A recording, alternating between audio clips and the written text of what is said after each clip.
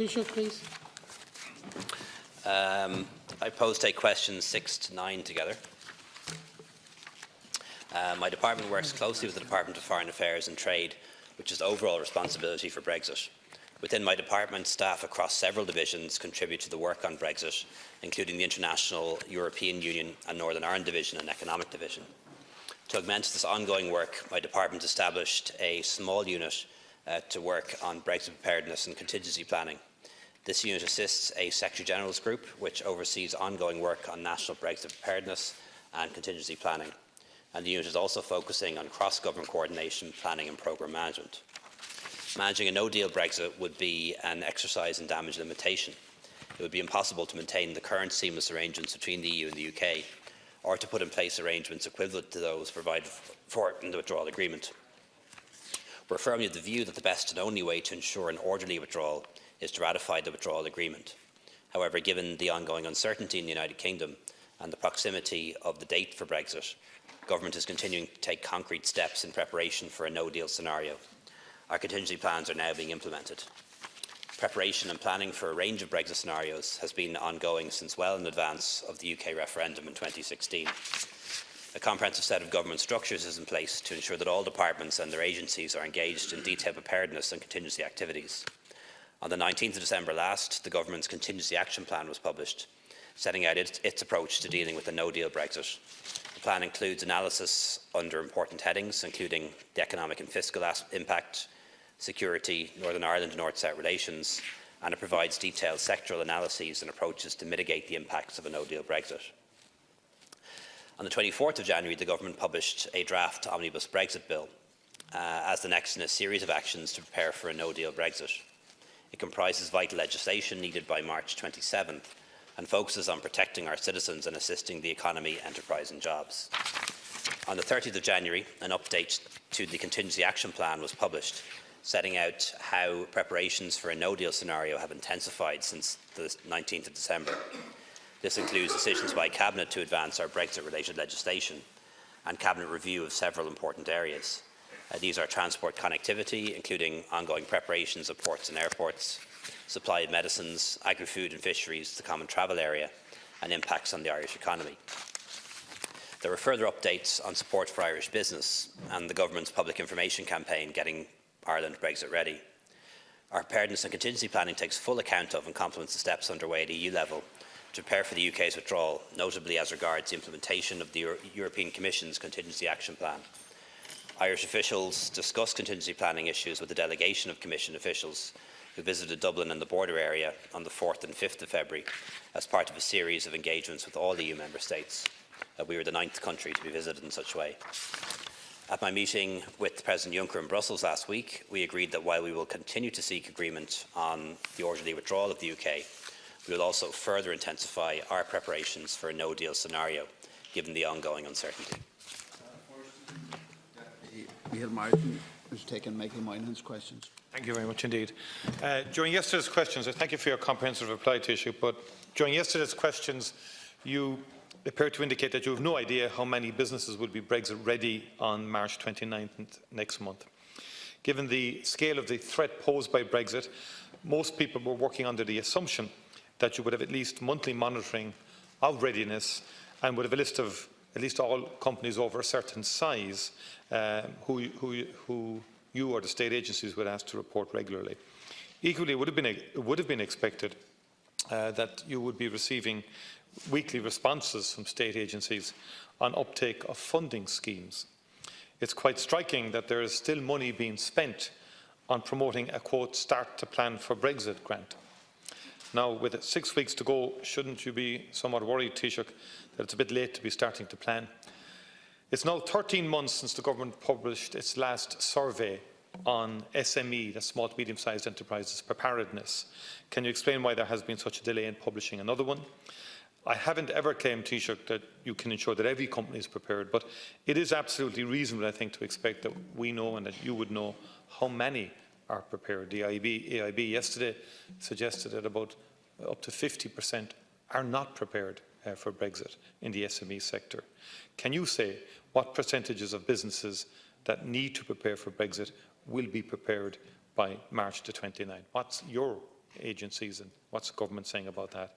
It was also briefed by our staff last week that the government impressed the Commission's team when it reviewed no-deal preparations. Can you tell us if you intend publishing the specific data that you provided them with in terms of staffing numbers in place by March 29th? How many of the extra staff announced last year will be trained and in place by March 29th across the different agencies? Pearse Doherty.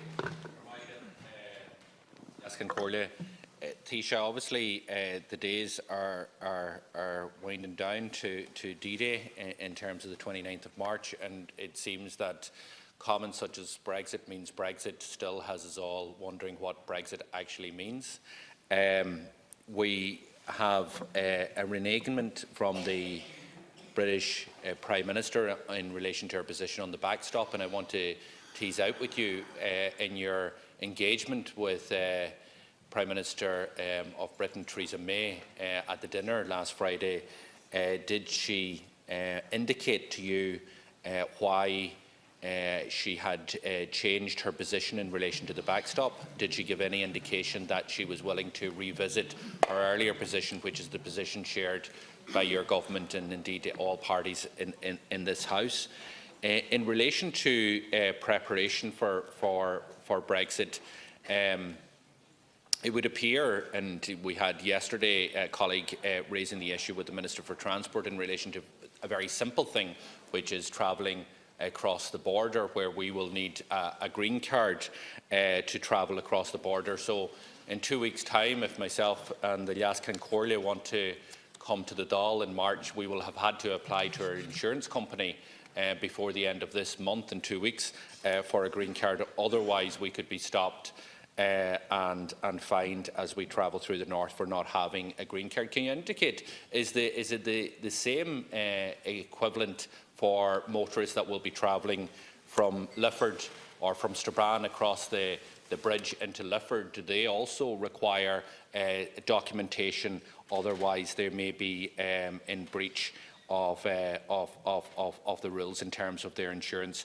And can I ask you, in light of the Minister for Finance's Paschal Donoghue's statement that there will be no need for a supplementary budget in the context of dealing with a crash-out Brexit for this year, how do you square that circle, given that there is obviously going to be a need for supports, which will mean financial supports for certain sectors and indeed for certain regions that will be hit hard as a result of a no-deal Brexit? Or is the government preparing to leave those sectors without the necessary supports? And we know from all of the different studies that while there are certain sectors, geographically it is my own region of the North West and Donegal in particular, along with the 6 counties, and the South East that will be particularly hit geographically. So is there on the table, as part of your contingency for a no-deal crash-out, which we all want to avoid, is there proposals for supports in terms of financial supports both to sectors and to the regions? And Dr. Brendan Howlin. I understand that you said that you now expect the United Kingdom to leave the EU at the end of March.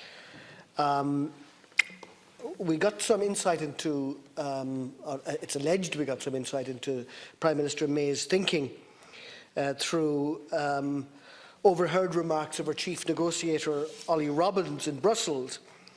According to a British journalist who overheard his comments, he said that there were 2 ways for this to be achieved, that the deal will either be approved in time for a March exit, or otherwise there will be a long delay to Brexit, whatever that means. Can I ask, Taoiseach, do you agree with that analysis that's attributed to Mr. Robbins? And secondly, it said that he said the backstop was a bridge to the long-term trading relationship. It is reported that he wants the withdrawal agreement amended so that, subject to the future trade deal, those words, subject to the future trade deal, is inserted in the withdrawal agreement after the word necessary. So could I just, for clarity, ask, is the withdrawal agreement being negotiated? Has the Irish government been informed or even sounded out about any insertion or deletion from the withdrawal agreement?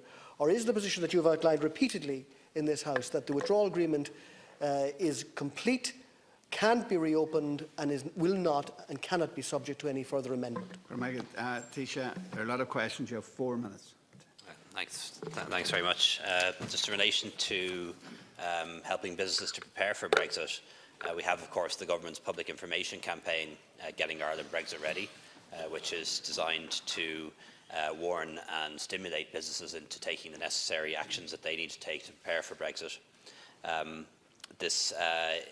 In the past 2 weeks alone, for example, there have been outreach events in 8 counties with more planned, and the All-Ireland Civic Forum on Brexit will take place on Friday, which I'll be part of.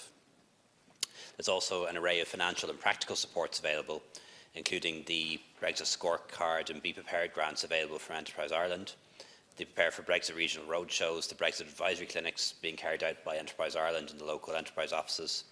There's the Brexit Start to Plan vouchers being provided by Intertrade Ireland, the Brexit Barometer seminars, workshops and training being carried out by Board BIA, the Get Brexit Ready programme for the tourism industry being run by Fáilte Ireland, and of course revenue trader engagement programmes to assist business and familiarise them with customs processes and so on.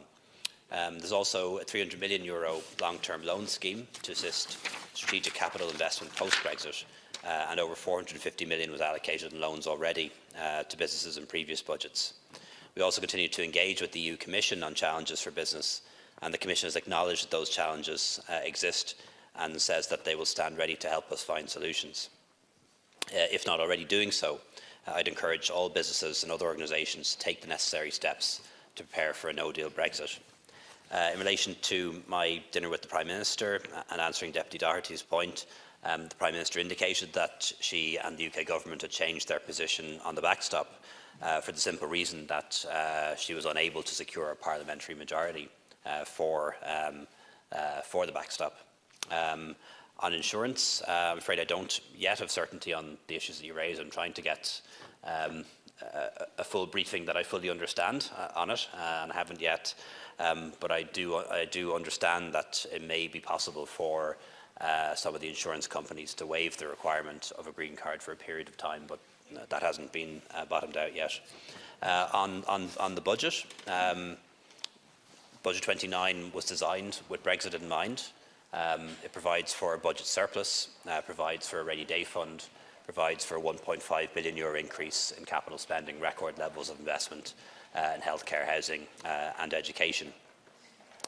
So we won't need a mini budget in the event of a no-deal Brexit, but it is likely that rather than going into surplus, we will go into deficit. That is the right thing to do, quite frankly, if we ended up in that sort of economic scenario, allowing the automatic stabilisers to take effect. But it won't mean a requirement for a mini budget. It won't mean increased taxes. It won't mean cuts to spending or welfare or pensions or any of those things that people experienced 10 years ago, precisely because we balance the books and precisely because we're running a budget surplus. We don't need to enforce those kind of measures on people again. We'll run a deficit if we need to, and it'll be a modest deficit, as you've seen from the Central Bank and Department of Finance projections. However, we may need supplementary budgets for certain aspects of what needs to be done. For example, support for the beef industry, support for agri-food, support for businesses that are adversely affected by Brexit. But that won't change. When people hear mini budget or supplementary budget, they think it means that the government's going to come along and, raise taxes or cut services or cut pensions or cut welfare. None of that will happen. None of that's even being contemplated because the public finances are in such good order. That won't happen in a no-deal Brexit. But yes, there would need to be supplementary estimates and supplementary budgets to support businesses, agriculture, agri-food sector in particular, small exporters and others who need funding to restructure their businesses and save their businesses and jobs in some cases. Just in relation to Mr. Robbins, obviously met him on many occasions. I think he's a very capable civil servant, but I don't really think it'd be appropriate for me to comment on words that were overheard in a bar. I just don't think it'd be right for me to form any conclusions based on it. In terms of you sure that there's no reopening of the withdrawal agreement? That's the question. That's been asked. There isn't. And there's no sounding out of words or anything like that? Not with me.